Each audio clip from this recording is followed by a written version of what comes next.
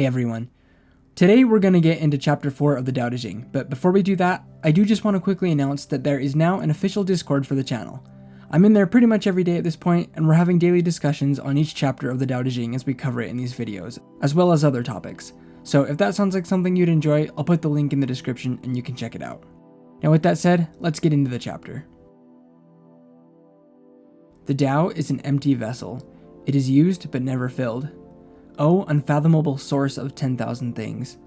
Blunt the sharpness, untangle the knot, soften the glare, merge with dust.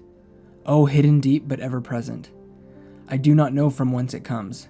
It is the forefather of the gods. So this phrase, the 10,000 things, is one that's often used throughout the Tao Te Ching, and it has a few different meanings depending on who you ask. Usually the 10,000 things are held to represent all the things in the world or in reality, or the material diversity of the universe. The 10,000 things are also sometimes held to represent all the little distractions that clutter our minds and our lives. Either way, this chapter is basically speaking about the transcendency of the Tao. We are told that the Tao will outlast all things, the sharpest edge, the tightest knot, even the brightest light. Before all of these things was the Tao, and after they cease, the Tao will continue to exist, even as all the things in the world expire and go back to the dust they were made from. The chapter says that the Tao is hidden from our sight but exists wherever and whenever anything is, and has done so as long as anyone on earth can comprehend, even longer than the concept of God.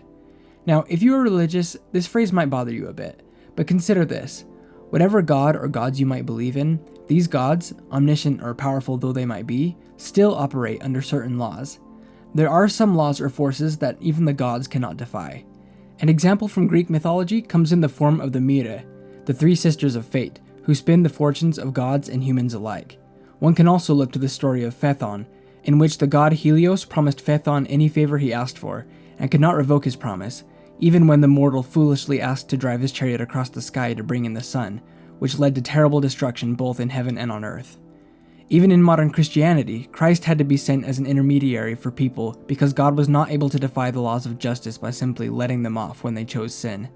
The Tao Te Ching sets up the Tao as part of this universal law, part of the framework upon which all known reality is built.